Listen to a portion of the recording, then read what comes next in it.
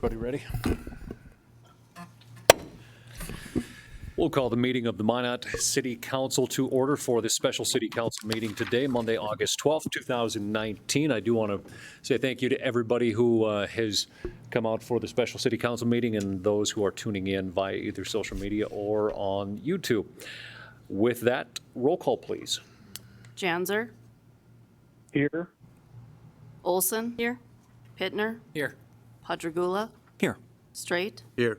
Wolski, Here. Sitma. Here. Pledge of Allegiance. I pledge allegiance to the flag of the United States of America and to the republic for which it stands, one nation, under God, indivisible, with liberty and justice for all. I do want to ask for anyone who does have a cell phone or other electronic devices to make sure that they're put on silent or vibrate so we can keep the distractions or interruptions down to a minimum, and also that this being a special city council meeting, we can only discuss what is on our agenda for this evening, and we do have two agenda items before us this evening. The first being the City Council consider a substantial amendment for the gathering space. It is quite lengthy, and we do have that information on the screen as well. I do want to give just a little bit of background on the gathering space projects here. Whether you're reading on your screen here, either at home or online. But taking a look back at really kind of where we began with the gathering space, this started in about October of 2015 when Phase 2 application was submitted to HUD. The 148-page application is also available on our website. Yet to this day, I just logged on to double check to make sure it's still there. We did put in and applied for $8.785 million of the National Disaster Resiliency Funds, and included on top of that was also a dedication for $2 million of in-kind matching funds. January 9th, 2016, Minot was grant approved for the $74.3 million, which we know now as the NDR Fund Program. Out of that, March, the HUD debriefing of Minot was the reasoning for the award and also the reduced allocation for what we had originally applied for. That reduced amount was roughly about $6 million. July of 2016, HUD published the action plan rules for the NDR grantees. The city grant was reduced to that $74.3 million. The gathering space, again, being about $6 million, and eliminated the $2 million in kind, but did keep, in fact, the 2 acres for the scope of the project. September then, the HUD grant was approved for the city, and the approval included the reducing funds to the gathering space, again, to the $6 million. The scope of that 2 acres was then also held with the city council approval. After that, there was a series of public input meetings where 3 different sites were identified, one being the area that we commonly refer to as the Trinity parking lot that is located approximately at Broadway and 3rd Street. Site 2, the site being near the Parker Center at 1st and 1st, the site that we have been working through for the last, more than a year. Site 3 was the location across from the railroad tracks near Brick Studios and Ebenezer's over on 3rd Street. Site 2 did overwhelmingly become the site of choice through that public input process and what has brought us here today. There's been a substantial amount of public input over the last, I would say, year, a tremendous amount of work by both staff and aldermen as well to work through this process. It's been no secret that the HUD guidelines have been substantially narrow and very difficult, I think, in many of our cases, what we had hoped with to work and get to a resolution on, which is why I called the city council meeting here today as we are approaching our August 30th deadline and looking for either direction on to move for a substantial amendment consideration or on other possibilities of potential options in a direction to go to either decide on whether Site 2 is going to be our course of action or if it is time to pivot and move after the deadline. So with that, I would look to actually bring up Mr. John Zakian before we actually have any kind of recommendation. I do want to ask for a little bit of more information, as we continually have heard from Mr. Zakian through this process on some of the different HUD guidelines that we often get referenced, as well as some of the program options that are before us. Mr. Zakian, good evening. Good evening, Mayor. Before I go into detail in terms of the options, I know there's often comments where I say HUD tells us this, HUD tells us that, and it's kind of a vague entity. I have received a communication from Terrence Ware, who is the HUD representative for Minot. He's actually the HUD representative for all 13 National Disaster Recovery grantees. It's also copied to Frank McNally. Frank is the deputy director of the CDBG DR unit for the entire United States and all the U.S. territories. There's only one person above him. Communication I received. HUD required a benefit cost analysis for the activities approved in the National Disaster Recovery application. A revised benefit cost analysis for this project would likely indicate that a more costly site within the same vicinity of other less costly and functional sites might fail the analysis. It also reduces the amount of available funds for implementation, i.e. construction. When other less costly sites are available within the same area, why is the location of the site more important than the function it's supposed to serve? Particularly one located within the Souris River floodplain, whose function is to serve as a gathering place during disasters. The function, programming, accessibility of the gathering place should be the major determinants in its location. In this case, it seems as though the location is driving the other elements of the project. Now, before you today are there are three options. I will tell you that two of them are going to take additional time, and there is no guarantee, especially based on this communication from HUD, that either one of the options will be approved by HUD. Now, the NDR rules do require that we confer with HUD before we submit a substantial amendment. So if a course of action is taken this evening,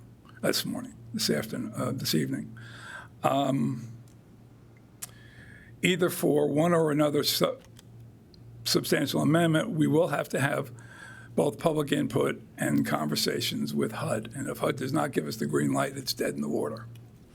The three options are, as the mayor's outlined two of them. Three options are stay the course, possibly, and there's nothing in the statute that doesn't require this, extend the deadline to try to get agreements on the properties to be acquired. The second option is to do a substantial amendment reducing the size of the gathering place to about 1 acre, 1.2 acres. And the third option is the one that's up on the screen. As the mayor outlined to you in the details, the city submitted this from the very beginning in its NDRC application. And then in the downsized grant, when it went to $74.3 million, it submitted a project that fell under what is known as public facilities. And its national objective was urgent need. And that's what the city continued to submit in 2016. And when the city signed the grant agreement with HUD that went into effect in September of 2016, that's what we were stuck with. It is very clear that a public facility cannot be affected in any way by property owners on one of the sites being chosen, either directly or indirectly. What I have brought before you tonight is an option. It would require us to change both the national objective and the activity. The activity would now become economic development, and the national objective would become creating low and moderate income jobs. If that were the choice taken, we could then negotiate some form of development agreement with one or more property owners that will remain beneficial property owners on site too, with certain terms and conditions that have to connect back to an economic development purpose. The development agreement would be separate and apart from the substantial amendment. I will tell you that without a developer agreement from one or more of the property owners, the substantial amendment will fail. But it can be taking place simultaneously. In terms of the other substantial amendment option, as you recall, I mentioned that it would take up to 18 months. The reason for that is we are significantly changing the scope and size of the gathering place. That would mean we would have to go back to ground zero. If you recall, it took us a lot of time and effort with your support and public input to get to the point where we were able to succeed in getting the substantial amendment for 2 acres. What we will have to do is go back, and this time it would be Community Development Director Billingsley, as a first step, would have to be asked to go and search the approximately, I apologize, I don't remember the exact number of blocks, but I think it was 46 that comprised the downtown, and identify every site in the downtown that is 1 acre that is potentially developable as a gathering space. After that, we would then have to have a criteria committee, which we also did for the 2 acres, and down select to a certain number that clearly meet all the key standards. And then we would have to have public meetings, 1 or 2, get their input.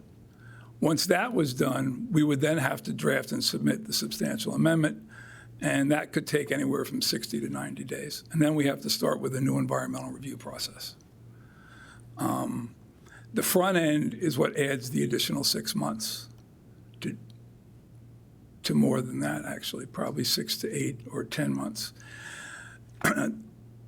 The other substantial amendment, since we're not changing anything other than the national objective and the activity, would require much less time, conservatively probably around 6 months. But bear in mind, anytime there is a substantial amendment, we have to stop all work. So this would literally be frozen in place for either 6 months or up to 18 months, depending on which option. A couple of other things. Neither of the substantial amendment options change certain realities. Reality 1, we cannot acquire properties unless we can justify the cost as necessary and reasonable and meeting the HUD standards of what current value is. So that issue, which is still, I know, contentious and still before us, and we are not prepared yet to accept any offers offered from 2 of the property owners. That doesn't change with either of the substantial amendments. That's still going to be out there. That's a reality. That's what the HUD rules. We will have more flexibility under the economic development and LMI change in terms of working with design, structure, and framework and access to the site from property owners that do agree to enter into development agreements with us. Not going to take a lot of time because this is really negotiable if this were to go forward between the city and the 1 or more property owners. There are certain requirements that are going to be in that development agreement that are, again, driven by HUD rules.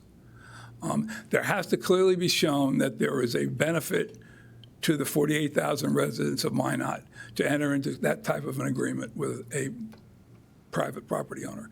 But it's not, it's pretty standard. I don't see it as a deal breaker, not yet knowing where we're going. So that, in essence, Mayor, are the options and the basic pros and cons. Thank you, John. And there really is, I guess, to further the options corridor, stay the course with the current end of August deadline, or potentially look at an extension on that deadline from this body to suit our needs in terms of what we would see as reasonable being able to work forward. So that is the information that is before us. I do, before I open up here for questions for either John or for comments here, I just do want to reference a couple of things here. We do have 10 different original property sites that were located. I think in the original conversations that had taken place with our prior city manager and with some of the folks that had put in information into that application that started back in 2015. One of them being the public school grounds or the recreational area over along 3rd Street, that Front Street area as well. And within our understanding of the HUD guidelines, that cannot be shared use and could not be considered part of meeting those 2-acre requirements.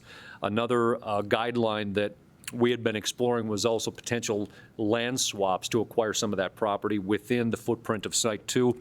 And after further investigation with that, we do have confirmation that that is not an option for this process in terms of swapping land under the HUD guidelines. We then do essentially have 8 different parcels that are before us within Site 2. I'm not going to get into details on any of those at this time unless we do need to through some further conversations, but at this point, I would open up for questions for Mr. Zakian or comments or options on which we want to explore. Alderman Straight. Thank you, Mr. Mayor.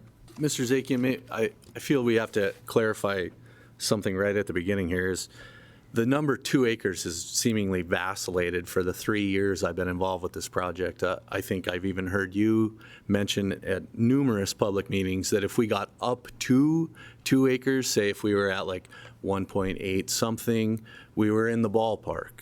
So can you clarify for us and the public what exactly are we going to stay firm and hard and true now to the 2 acres, or are we going to kind of look at, it's kind of the chicken and the egg. We're looking at close to 2 acres. We have an idea of what the footprint is according to a map, but then we have property owners that may or may not participate. I've heard you say in the past, if it's like an all or none proposition, if they won't all participate, we can't have the project. But I think it's important that we clarify the 2 acre question as we just start this conversation, please. Mayor Sitma, Alderman Straight.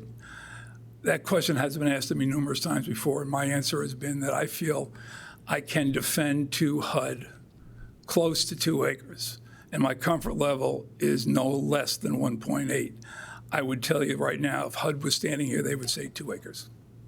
Sure. Thank you.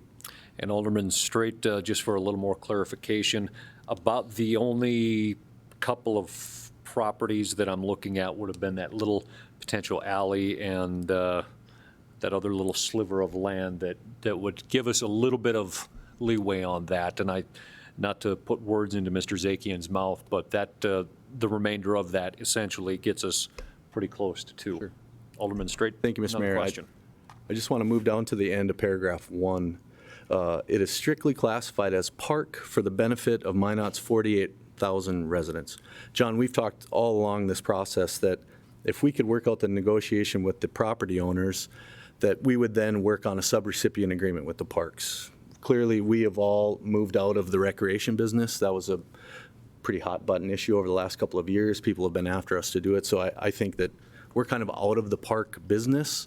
Can you give me a sense of, one, what the city's continuing involvement would be with this project if the property owners followed through, and 2, what exactly is clarified as a park?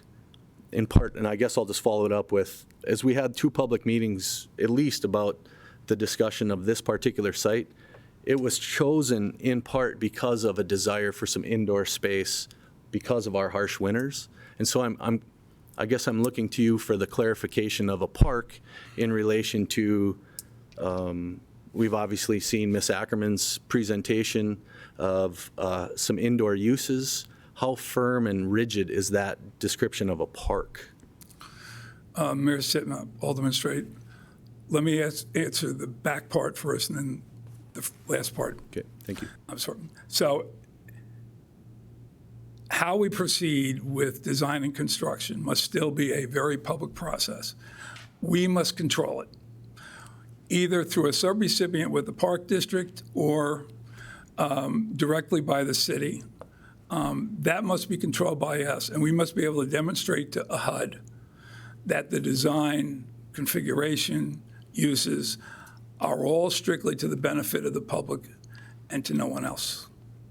The reason for that is that the city back in 2015 and 16 classified this as a public facility.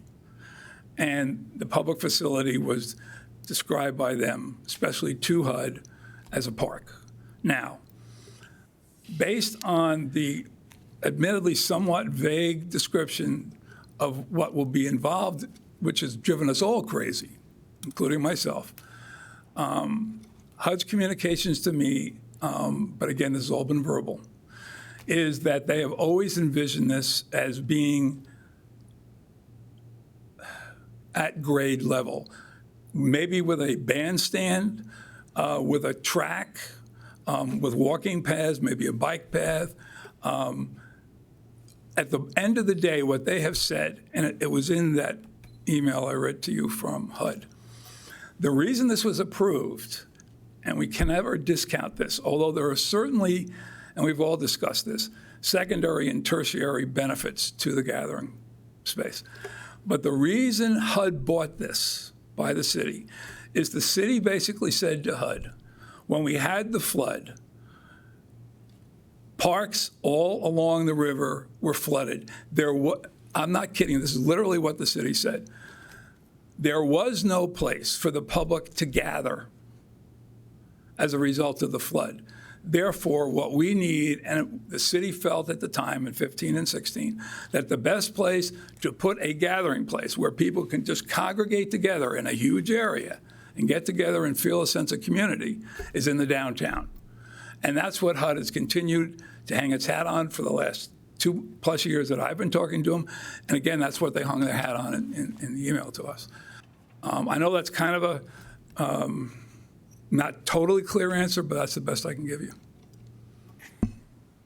Mr. Mayor, just to follow up, John, if you could do me a favor, and for all the council members, could you provide us after this meeting what did I write down here? The rules and regulations to this program as it pertains to HUD. I'd like to read it. I'd like the link.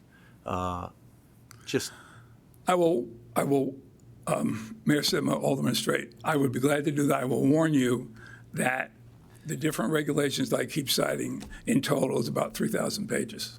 Great, thanks. We can look for that in PDF form, not print. Alderman Padragula. I guess the first thing I want to do is thank you, Sean, for calling this special meeting.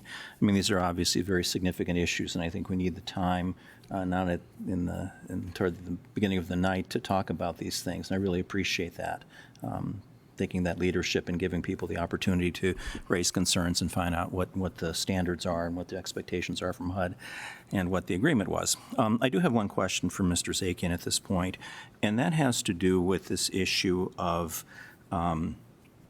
HUD, us, the city, committing to 2 acres and asking for a certain amount of money, and then now being given much less money and still being apparently limited to the 2 acres. And to me, that's the most significant issue. I know to other people there are other issues, but that to me is the most significant issue. It seems like we're being asked to provide this park space for much less money, and yet we're still being held to the same amount that we asked for and said we would provide. Could you give me some clarification on that, John, please? Sure. Mayor Sidma, Alderman Padragula, HUD didn't make us do that. The city voluntarily chose to do that. When the city, when it was first announced in January of 2017, that Minot was one of the 13 award winners, it was announced that the funding would be less than half of what they had requested. It would be at $74.3 million. Beginning 2 months later, there were extensive debriefs between HUD and city staff where HUD basically said, here are your options. They're your options. And they basically said, you downsize your projects. You can reduce funding for projects, and as long as it stays within certain parameters of scoring, you can reduce scope and size. This is for all projects. You can eliminate funding for certain projects that we have already told you in these debriefs weren't the cause of you being scored high enough to receive the funds. The city chose to do two things. First of all, to clarify something, I want to take the opportunity. The city never included in its leverage commitment $2 million on top of the DR funds they were asking. The city did, in the NDRC application, say there would be in-kind of $2 million, which, as best I can surmise, was an estimate of the value of the land that was going to be contributed. The actual NDR funding the city requested was $8.7 and change million. When HUD told them to come in with a downsized scope, it was the city's voluntary choice to downsize the funding to $6 million, not include that in-kind leverage in the downsized action plan, and keep everything that it promised in the original application, including the 2 acres, in the final downsized submission. That also, a key point is, they also continued, although they could have taken it out, continued to say the city would provide the 2 acres. When the grant agreement was approved in September of 2016, HUD approved what the city had given them, which included this. So the city had several opportunities to change size, scope, and funding for this project, and they didn't. So following up on that, it's our,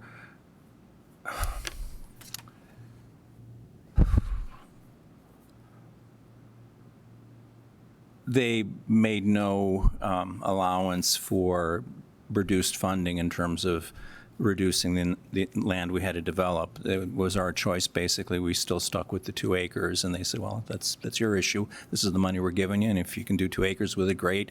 That's your commitment. Is that correct? Mayor Sitma, Alderman Padrigula, as best I surmise, and this is based on anecdotal information from some that were there, and some hints from historic emails from those that were then there with HUD, their feeling was, the city's feeling, totally, was that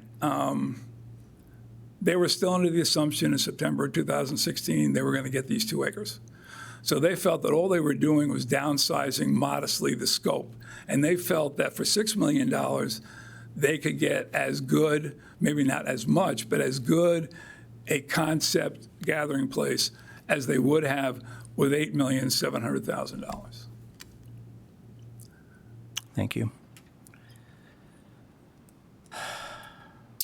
Alderman Pittner. Thank you, Mayor. John, I just want to run through some of the options we had. So one of the options was we could change to an economic development, and that would give us the ability to do what, again? Remind me. Sure. We would change 2 things. The national objective, you have to have, when you change the activity economic development, it has to match the national objective. National objective is driven by low and moderate income jobs. Mm-hmm. There's no fixed number, so we can work on that going forward. With the economic development option, we could then negotiate. We would have to identify at least one willing property owner within the gathering space block who was interested in, giving us something in return for getting something back, to put it frankly. But it would give us the ability to negotiate a development agreement that does that gives them some rights to participate and gives the public in Minot some benefits. It also gives us more flexibility along those same lines of crafting what we include in the gathering space. So to follow up, Continue. thank you, Mayor. So right now, we can't do that. We can't negotiate with property owners on how they may or may not work in conjunction with this outside of negotiating for the purchase of properties, correct? Mayor Sitma, Alderman Pittner, that is absolutely correct. As a public facility and with an urgent need, we cannot allow, well, let me put it more clearly. We have to be very certain to demonstrate to HUD that whatever we do is not influenced by and cannot benefit a property owner. Continue. So is that what happened at our last meeting when we had property owners come forward to provide a concept for this project in the state that it is as far as a public park? Mayor Sitma, Alderman Pittner, yes. And Continue. just a continuation on that, if we were to change it to an economic development, that still wouldn't solve our 2-acre issue, correct? And let me follow up with that. Sorry, John. Just to follow up with that, if we go down this road as a council, we say, let's go to economic development, we're still at a 2-acre conundrum. And are we then putting ourselves, in, let's just assume, and just for the sake of this argument, let's assume we don't negotiate on those properties. Sioux Line is out, the city parks, or the school grounds is out of the equation. Will we even be close to 2 acres if those property owners don't agree and those other areas that I just described are out of the equation? Are we even close to 2 acres? And maybe you don't know that, John, if someone else could share that information with me. Mayor Sitma, Alderman Pittner, this goes back to an answer to the question that Alderman Straight asked me. HUD is expecting 2 acres. I am comfortable, and I've said this times before, I'm comfortable I can reasonably argue anywhere from 1.8 up to 2 acres. With the Sioux Line out, we are at 1.79, 1.8 acres. Continue. And that's with the property owners that we're in negotiations with selling? Mayor Sitma, Alderman Pittner, yes. Okay. And again, to reiterate, if I could, no matter which route we go, we cannot sidestep the 2 different statutes that govern acquisitions. We cannot acquire a property that we cannot justify as current market value. And if we were to reach agreement, which I've said, but I think it's gotten lost in the shuffle, if we reached agreement with all 8 property owners, we still have to do that benefit cost analysis that HUD references. And we're going to have to show that the cost of acquiring these 8 properties is not significantly more than the cost of acquiring the property at either of the 2 sites. Continue. Just one more item. So that's what I'm getting to at this point. If we go to the economic development route, we're looking to lay this 4 to 6 months, and then we back ourselves into a corner, and let's just say that gets approved. Then we're saying, okay, well, now we're not going to get 2 acres, so now we need an substantial amendment. Now we're back in another 18 months, 16, 18 months, if I'm correct. I mean, we're running out of time with some of this. And we have 2 other sites that we said we would move on to. That's why we set the deadline. That's why we said, this is what we're going to do to HUD. And to me, it feels a little bit like a bait and switch that says, we want to do this. Well, now we can't. Now we want to do this. And then they say, okay, well, you can come to the table. This is what we're going to give you. Okay, yeah, we'll do it for less. I mean, our mouths wrote a check that right now we can't cash. And that's why some of this is disturbing to me, that we want to just keep switching it until it fits, you know. Just my thoughts. And that's why to switch to an economic development concept is, to me, a great idea. But I just don't think we have the time, because we do that, we still don't have 2 acres. And then we're going to look at another on top of that, just to hear back from that, dead in the water. Now we're going to wait another 18 months. So I have, the timeline to me just doesn't shake out. And for just a little more information here as well, and I realize we're really focusing on Site 2, which we should be, because that was the overall choice. I feel it was maybe a little bit inaccurate on at least one of the other sites, and I'm not going to delve too deep into this because we're not looking at the other 2 sites, but for one of them to be in the floodplain should have never been a consideration to begin with. And like I said, I'm not going to focus on the other sites, but one of them being in the floodplain was inaccurate to begin with. Other questions for Mr. Zakian? Alderman Olson. I guess, I feel like we're getting a lot of information tonight, and it's a difficult decision to make. If we extend the deadline, 30 days, 60 days, what benefit would that be to us? Is there any more information that you would be able to get to us, John? You know, August 30th is obviously right around the corner. Would September 30th or October 30th help us out? Sure, Mayor Sitma, Alderman Olson. Well, as a negotiator, I am an optimist.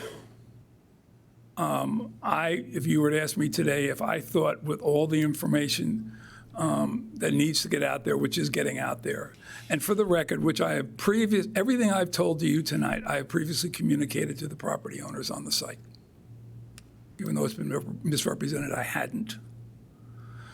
I still believe that there's an opportunity to reach agreement with the property owners. Some have already are within the ballpark of reaching a purchase agreement. Some aren't, and they're the ones I'm optimistic that, given a little time, may come to reality and understand what they may want. HUD will not allow based on their rules, and maybe we can reach agreement. I do want to share with you, because I know this has been discussed and it's pertinent to this. We have acquired over 400 properties since the flood.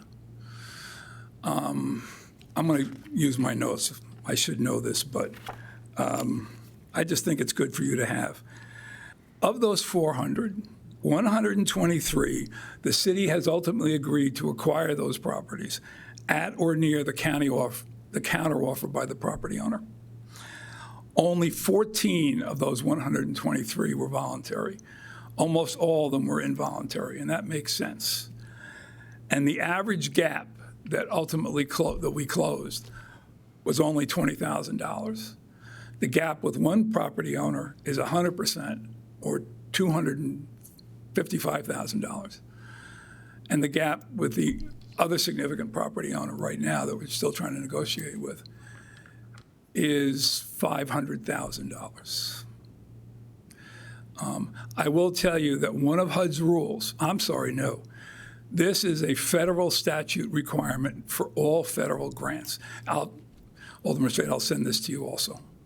It states that when you're making a determination on what is necessary and reasonable in the acquisition of property, you have to look at your historic practices on the same activity. So we'd have to take this into account. We'd also have to take into account that our history of acquisitions, we have always come in closer to either the city assessor's value or the independent appraiser's value. I will tell you that there have been several court cases under involuntary acquisition. Our value has been upheld every time. All those factors have to be taken into account when we're negotiating, especially under voluntary, when we're negotiating with property owners. John, I have a question regarding the Sioux Line property, seeing as that one does represent about 0.34 acres. We've run into some problems negotiating with the railroad. Surprise, surprise, I may eat those words later. But is there the opportunity where we have reached out to a former Minot resident who happens to hold a seat in the U.S. Senate right now to see if we might be able to get some assistance and some conversation there if it were to come down to that one property? Mayor Sitma, that's a good question. You had mentioned this, but let me just bring some clarification to this. So both the Sioux Line and another property owner proposed, for different reasons, doing a land swap, something the city owns for the property we want. I have researched that extensively. There is no precedent for that in HUD. I can say that with certainty. It's never happened. I also researched the Uniform Relocation Act, which is the federal statute governing all federal grants that we have to abide by. I could not find any language. And I did share this with all of you a couple days ago. 2 weeks ago when I was in Kansas City for the HUD's CDBG DR All Hands Workshop for all grantees, I did have a chance to have a one-on-one conversation with one of the foremost experts inside HUD on acquisition, and she told me it's not allowed. So we have now reached the point where I wouldn't rule out us going back to the Sioux line. I mean, they've indicated a reluctance to sell. When I pushed back and said, well, we'd like to buy, they came back with a counterproposal. But I wouldn't say the door is shut.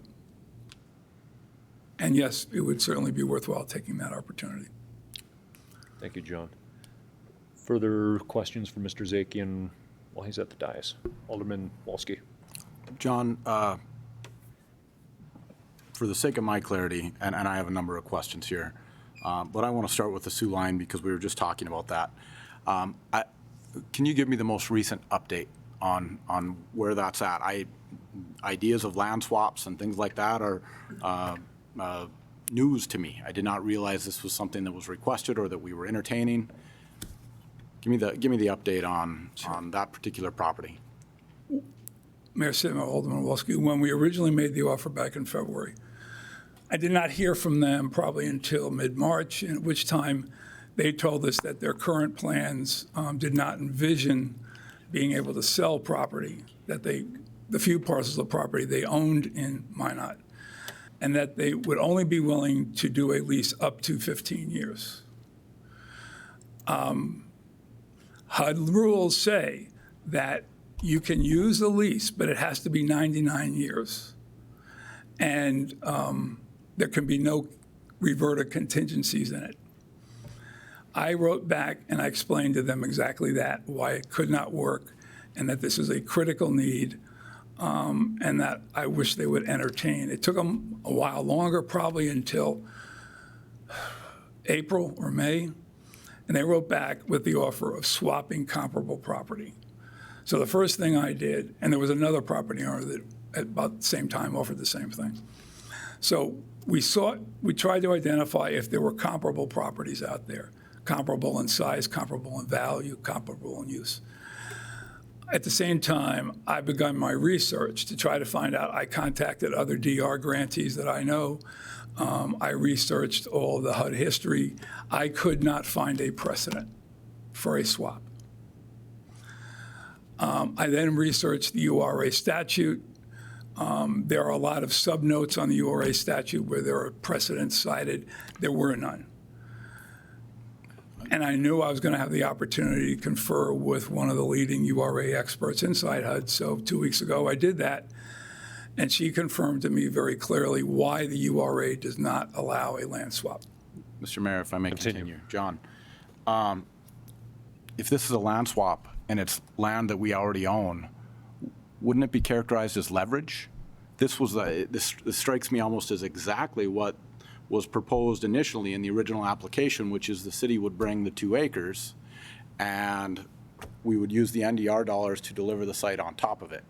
So I guess I'm a little confused as to why the NDR and HUD even become a factor in a land swap circumstance, even if it were viable. Not to suggest that it is, because I don't know that we found identifiable properties, but why does HUD care whether the land is in one location versus another location if it allows the project to be delivered in the location where the public has expressed a desire to see it delivered?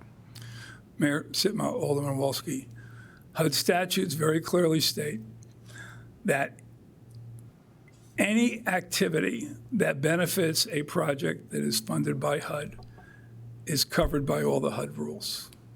What was being proposed by both of these property owners was it literally was a transaction involving them selling, in effect, them selling us their land, us selling our property in a transaction rather than exchanging dollars. And the URA, and this was the question I wanted to get answered from the HUD expert, the URA only contemplates cash transactions.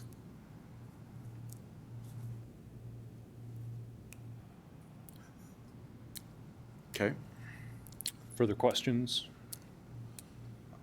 Yeah. I would say, first of all, a comment, Mr. Mayor. Mr. Zakian, at the outset tonight, you delivered to us, I would say, an extraordinary amount of new content, alternatives that were not in the memo provided to us today. There was also a formal, what sounded like a formal signed by HUD communication. I'll admit to not being able to follow it very closely, but in light of these very significant conversations in the community, this is information that I need prior to a meeting. It's a little troubling and frustrating for me to have to intake all of this, process it, and make a decision on the fly. And so I would say at the outset, Mr. Mayor, I'm uncomfortable making a decision tonight because I believe we have been given a significant amount of new information that arrived here. In terms of a couple questions, specifically, John, the idea of contiguous. I have reviewed the city's application. I have reviewed the downtown gathering space activity, the action plan as a result. I haven't come up with the contiguous language anywhere. I could have missed it, but where and how did we arrive at this idea that it could only be contiguous? Mayor Sitma, Alderman Wolski, you're correct. There is no language in the action plan that says contiguous. Again, what I've shared with you before, the city sold this to, and this was reflected in the communication from HUD, the city sold this project as an acceptable project because it cited the fact that all the parks that were all just parks were adverse, either flooded or you could not access for weeks or months because of the flood.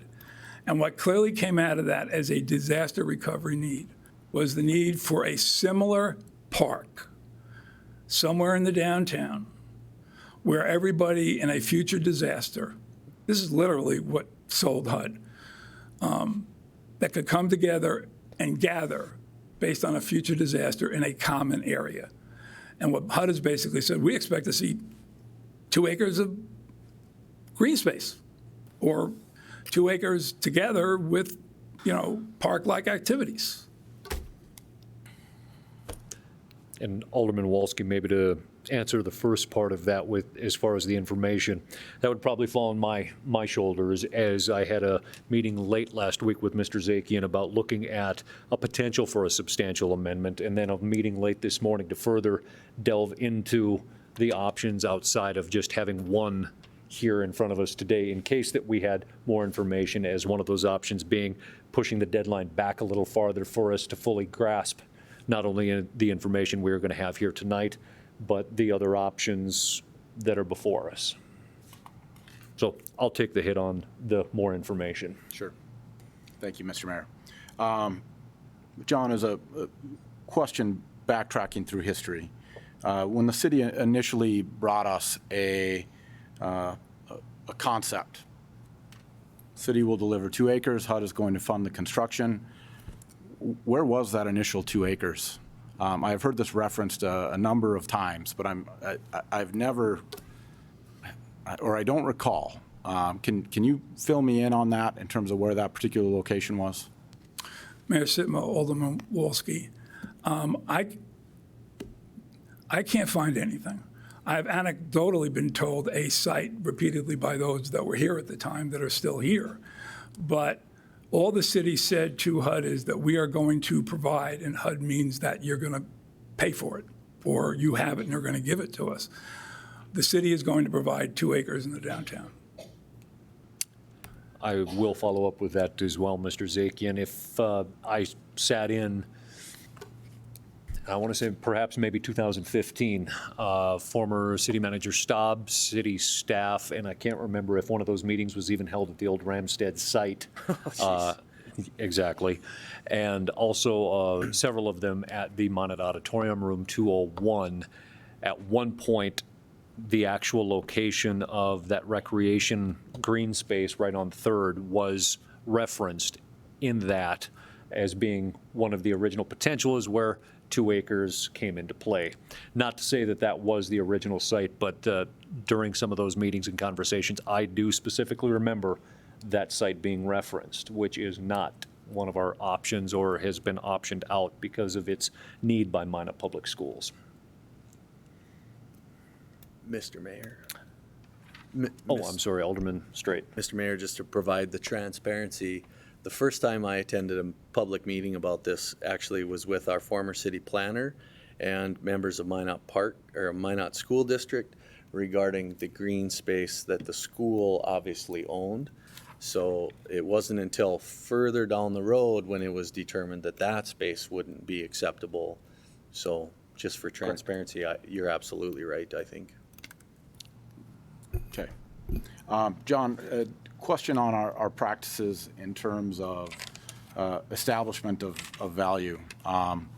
The property owners in their presentation last week suggested that independent outside appraisals have been secured by them.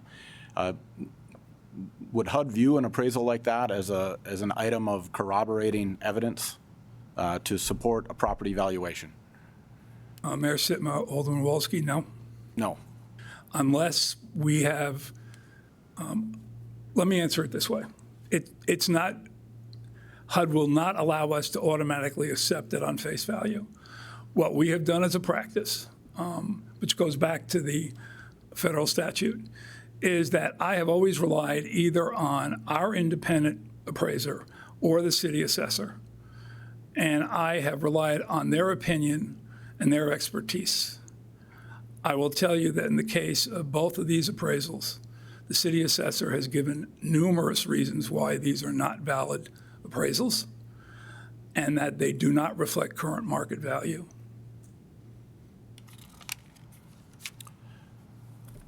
A follow-up question related to value, Mr. Zakian. Are we, the city, a factor in setting market comps related to property acquisitions and the prices paid for them? So example, properties that have been acquired through the involuntary program where we have reached a mutual agreement prior to an eminent domain proceeding. Is that an establishment of value in any way? Mayor Sitma, Alderman Wolski, each case, it's now me, but prior to me, I guess it was Cindy, we had to file a memo with the acquisition in its folder demonstrating why this met the standards of acceptable current market value or justifiable, necessary, and reasonable cost. I will tell you that, again, I can't speak for Cindy. My basis for judgment, I always rely either on or both the city assessor or our independent appraiser that's engaged by CDM Smith. I never make a judgment by myself. I do want to add one thing, if I could, Mayor Sitma, on this, because there was some misrepresentation at the presentation that needs to be clarified. We were urged as a city to move expeditiously with these acquisitions. The voluntary acquisition policy deviates, I think, favorably because it allows you to speed up the offer process from the involuntary. Involuntary requires you have two independent appraisals, one reviewing the other. Under voluntary acquisition, we can either engage an appraiser and do an appraisal, or we can use assessed value established by the city assessor. I know that this council wanted us to move expeditiously. The initial offers were made in February. At that time, the only known established values by the city assessor were the 2018. I had no clear idea when the 2019 were going to be approved, but I knew that it would take until May, and I'm sure there would be an outcry delaying from February to May. And that's why we made the initial offers. When we finally got in, I think it was April 18th, the 2019 approved, I was receiving the counteroffers. At a minimum, our offers back to those counteroffers reflect the 2019 approved assessed values. So we're current well. But again, that was all driven by the fact that we wanted to expeditiously move it out and start the process. So it wasn't like we were surprising anybody.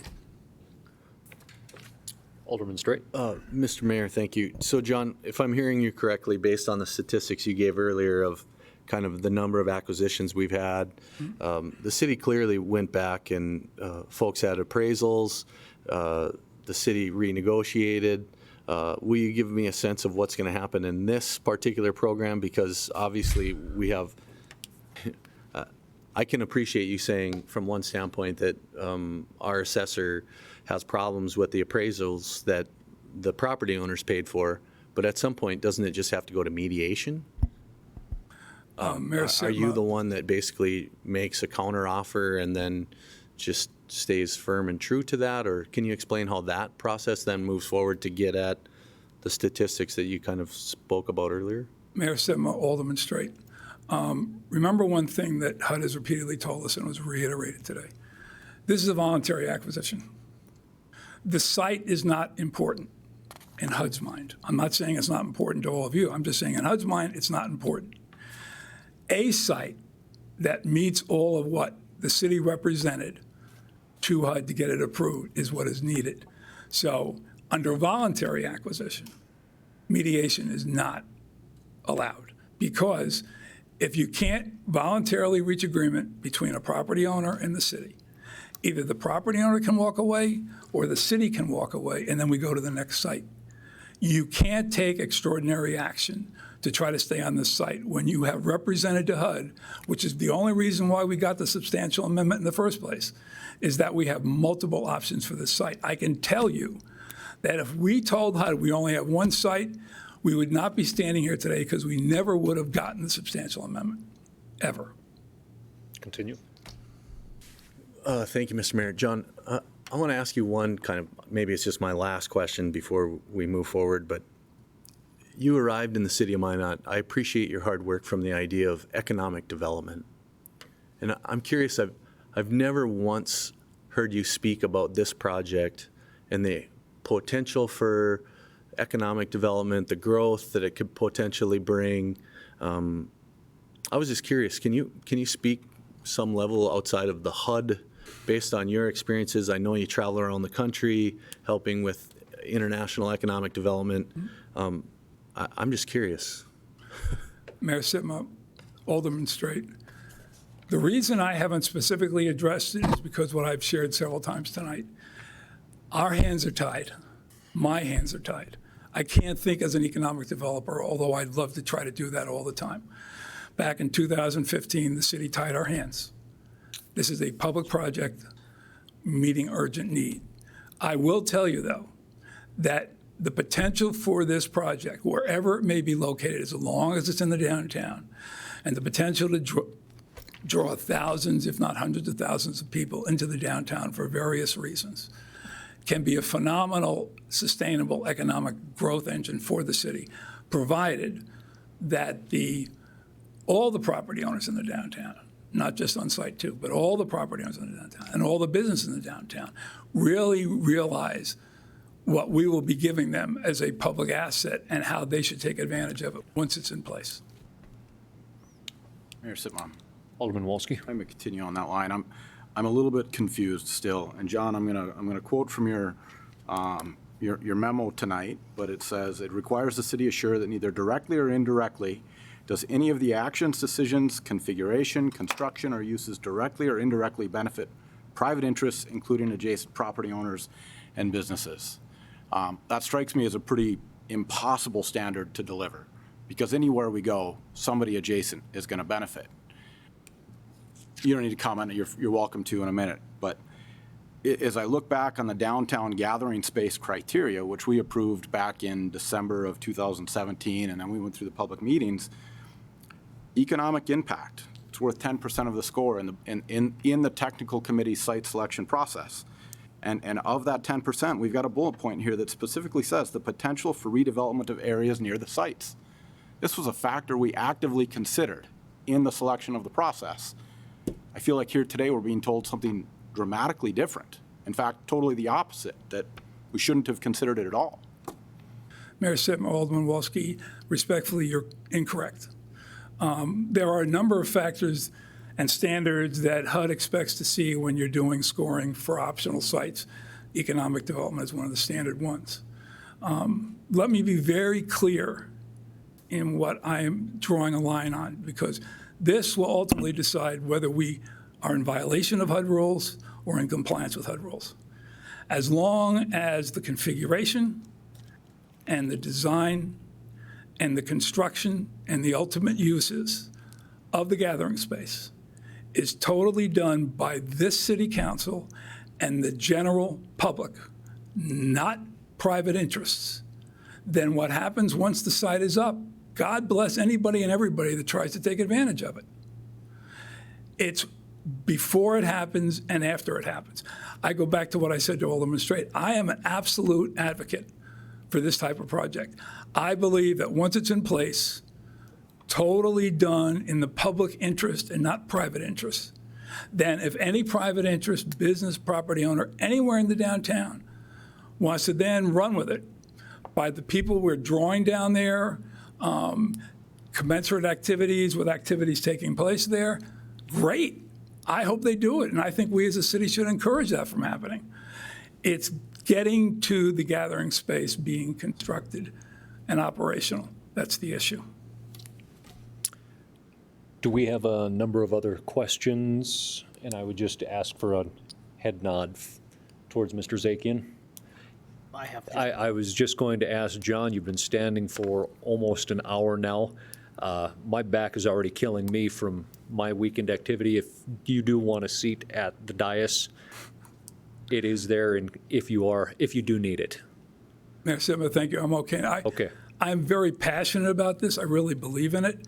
I just want to make sure we do it correctly within the HUD rules, so that when it's finished, we can use it as a shining example of a positive project for the city. Okay. I'll be glad to answer any questions. Alderman Pittner. Thank you, Mayor. One thing that kind of piqued my interest here, John, you said that once the project is complete, someone can take this project and run with it. And that could be the parks if we did a sub.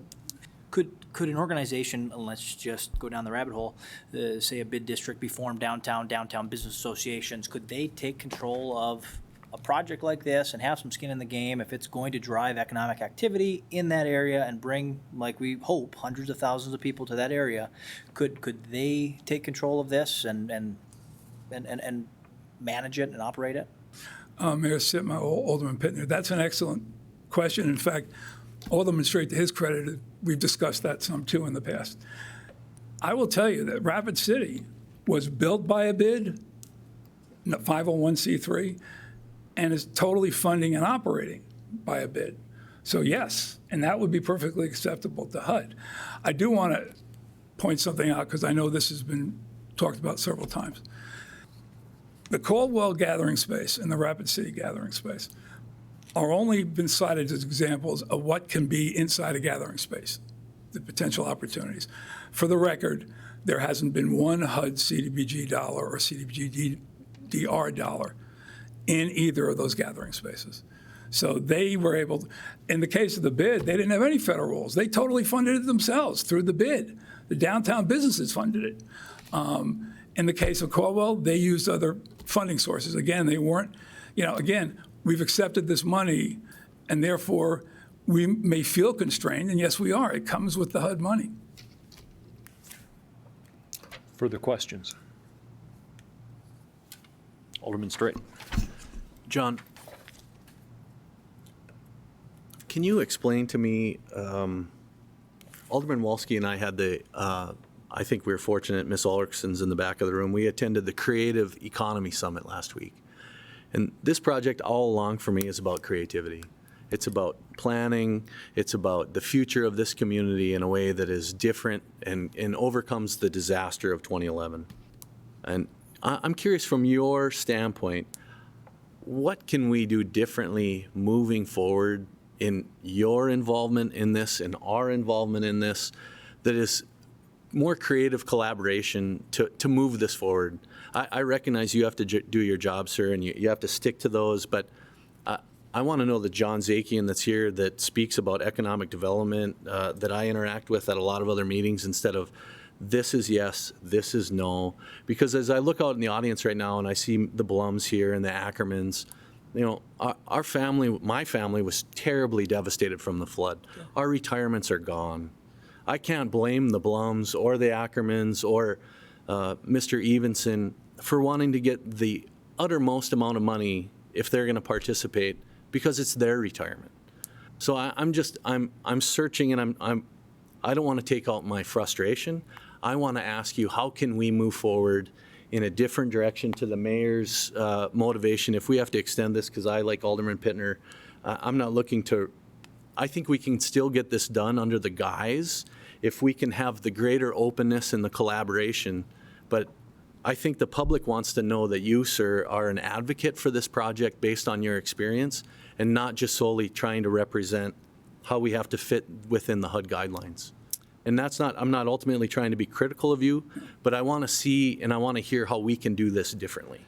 Mr. Zakian, before you do answer, I do want to maybe preface that a little bit as well. And as much as I can appreciate every ounce of economic development activity, bringing Mr. Zakian in for his expertise on HUD so that we as a community don't go outside of guidelines and find ourselves paying back $6 million for HUD dollars that were outside of the guidelines. And that truly is the yes or no answers that we do have to have for these projects. At the end of the day, we're in a very big benefit to have the economic development expertise as well, and we will certainly try to utilize that where we can.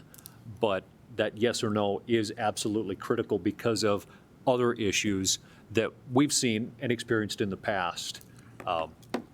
John, I would let you answer anything outside of that. Thank you, Mayor Sim. Alderman Straight. I appreciate what you just said. It kind of gives me an opening to kind of explain myself.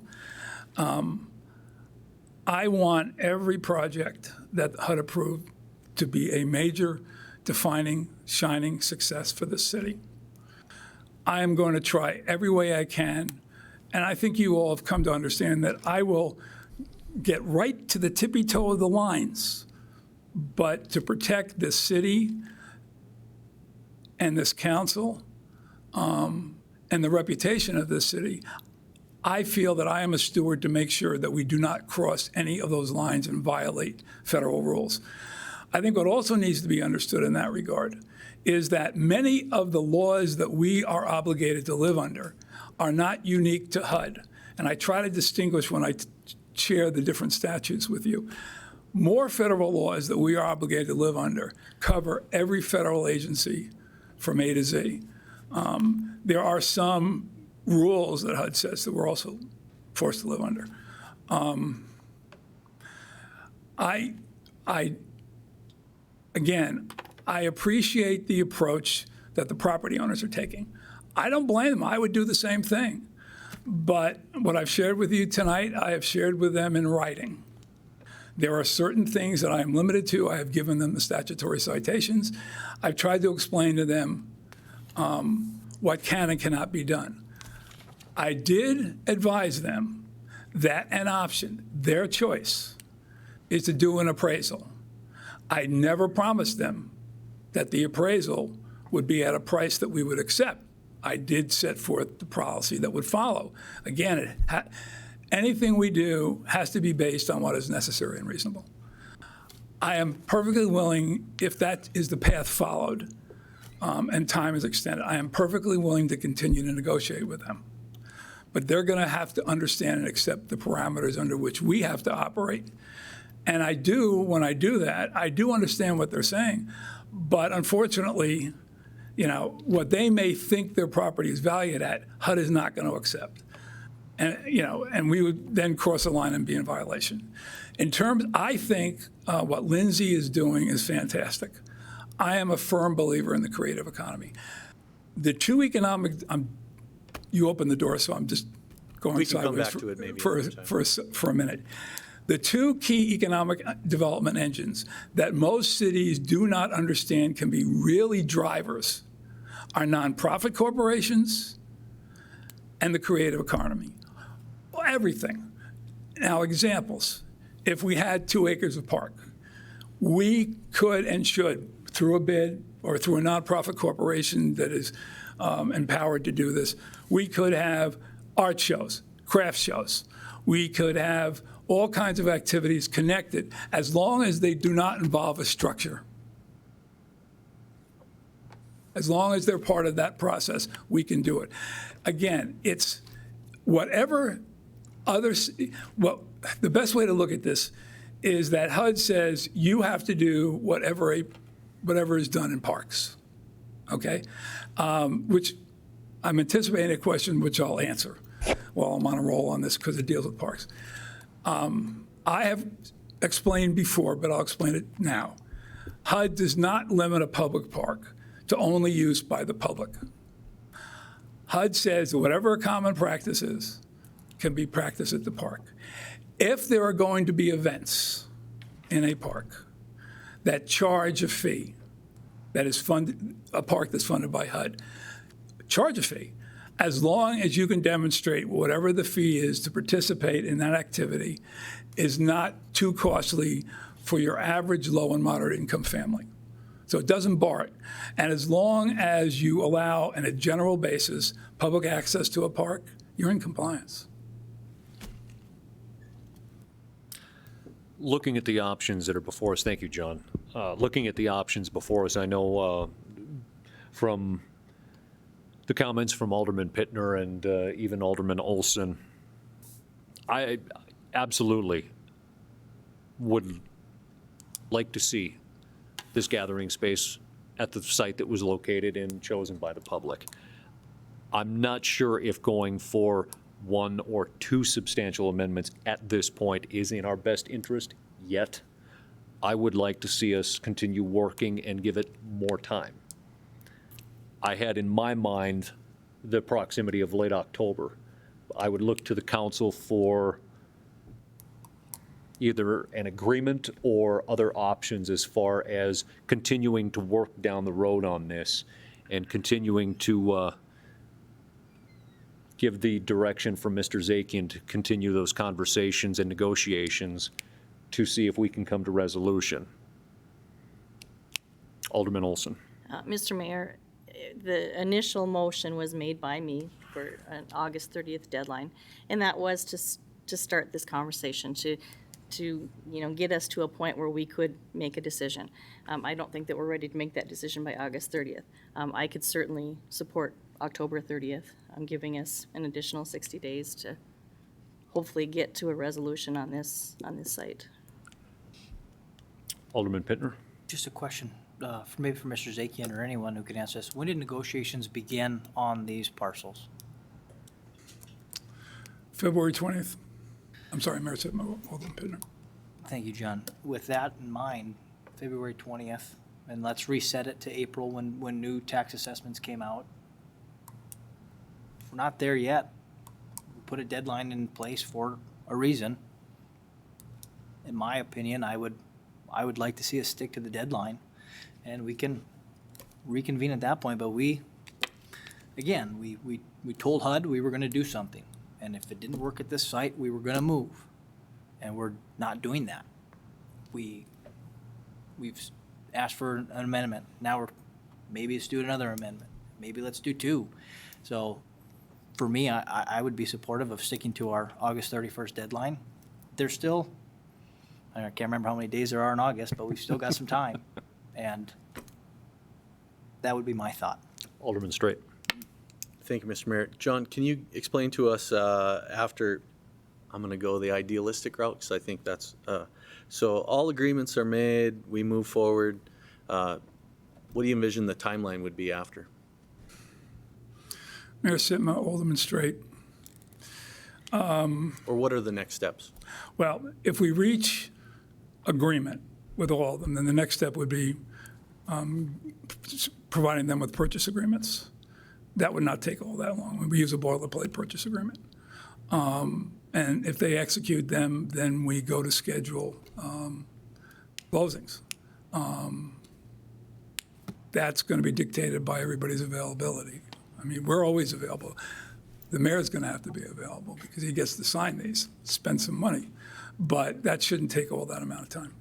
I guess my point being is we could then move into the Parks District, I think is kind of sitting there waiting for us to get our house in order.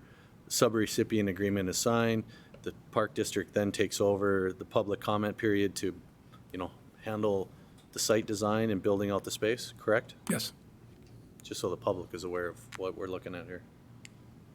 And to Alderman Pittner's point, moving into October and looking at the timelines as we've had some of these conversations, it wouldn't preclude us from eliminating early construction season of 2020 at this point, even if we did move it back.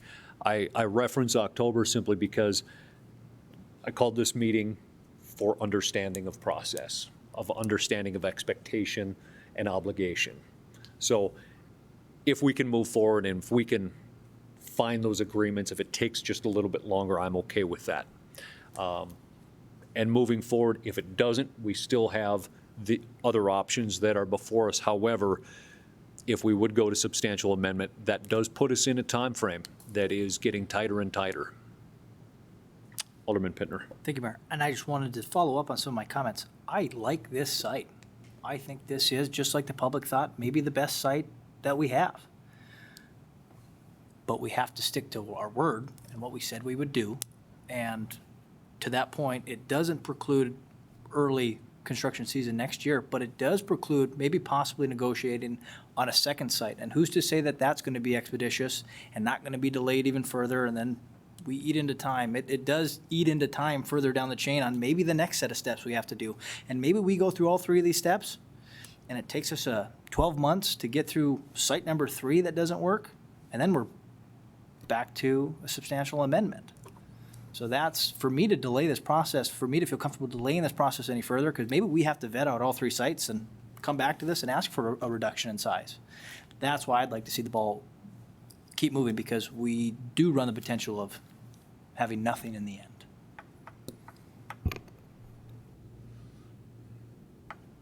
Alderman Straight. Thank you, Mr. Mayor. I guess to Mr. Pittner's point, 2 things that popped out tonight that I think that this council has to settle on.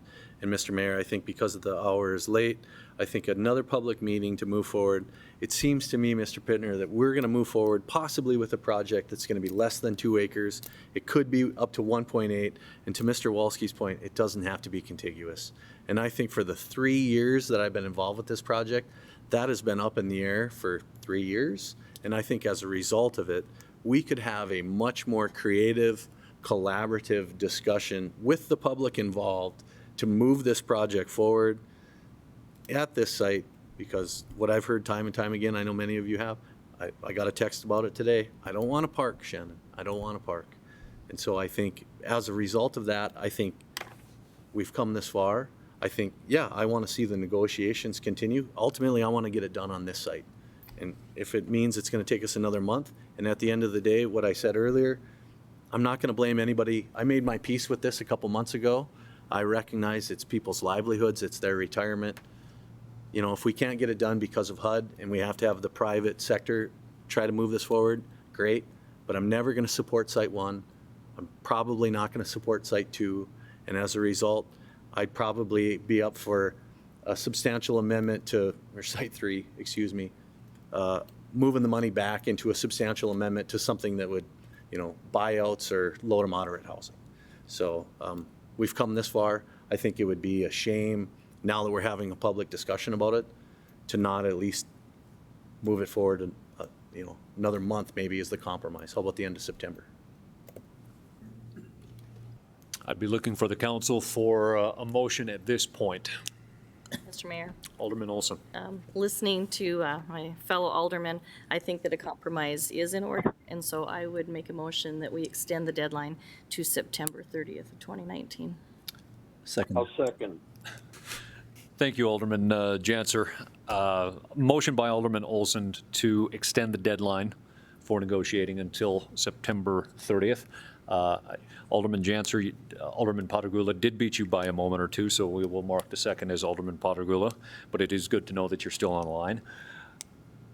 Further discussion on the motion, Alderman Patagula. I guess I wanted to second the remarks of Alderman Straight here and Alderman Pittner. I think we're very close on this, and I think tonight has given all of us a new understanding, a much clearer understanding of what the constraints are, both in terms of what the city originally promised, which can't do anything about now, and what HUD requires of us.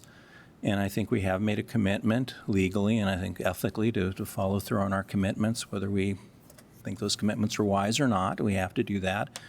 We made that commitment to HUD. We made that commitment to the citizens of the city. And I think we're really close on this one, and I'd like to see us take another month and do it right. Also, to be perfectly candid, I'm not sure that I could support any other site at this point. I feel myself being constrained by all the agreements that were made, by the HUD procedures and rules, which are extraordinarily onerous and limiting. And I just don't know if I could ever support another site given the two alternatives. I would be able, if this thing fell through, to look at it as a economic development opportunity and maybe ask for a substantial revision in the purpose of it. But to be very frank, I just don't know that I could be in support of any other side, and I think we need to do everything we can to make this one work. Further discussion on the motion. Alderman Straight. Thank you, Mr. Mayor. I just wanted to go back to something earlier. I'm all for following the process. I unfortunately think this is just a terrible government process. It has nothing to do personally with any of you, but I do not want anyone to get the idea that I am trying to do anything nefariously that would benefit one property owner over another. I sat up here last month, approved a motion that ultimately is going to involuntarily probably come down to my uncle being bought out. So I don't ever want to be associated with the idea that I'm trying to do something to the benefit of one.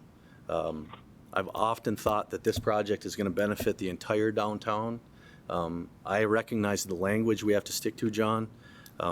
So my idea of being creative and our collaboration, and I don't want any of that to be misconstrued that I'm ultimately trying to do something below board, sir, for what it's worth. Thank you, Alderman Straight. Alderman Pittner. Thank you, Mayor. And maybe to Alderman Straight's comments, I will not be supporting the extension. I hope I'm wrong, and I hope within September we can find an agreement and the project can move forward at this site. I really do. But we made a commitment, few commitments, and right now we're kicking the can down the road. So I'm going to stick to what we said we would with August 31st deadline or 30th, whichever it was. And like I say, I hope I'm wrong. I hope that this site is able to move forward and we can come to common ground with the city and property owners and we can all move forward with this project. And it's a great project. I think it'll be great. But again, just want to let that be known that I'm going to stick to what I said we should do, and that's where I stand. Thank you, Alderman Pittner. Alderman Walski. Mayor Sitma, thank you. I appreciate everybody's comments. Obviously, we made an agreement with HUD, and we all feel a desire to honor that commitment. We also made I think, a commitment to this community when we asked them for their public input, and they spoke overwhelmingly in favor of Site 2. And it wasn't just by a little bit. There are a few opportunities or examples in outreach by municipal organizations that drew the type of response that the gathering space discussion drew 18 months ago. As a result of our selection of site number 2, the private sector and the community responded. The investments that have been made in this location, in adjacent properties, in properties across the street in terms of liquor licenses invested in by a bar owner who was previously only had a beer and wine license. If we look a half a block to the north on 2nd Street, we have another redevelopment taking place. This project, in its concept, is designed to be a gathering place, but it was also designed to inject hope and inject confidence and inject faith into this community. And we made an initial overture by making a commitment to this location, and the community responded in spades.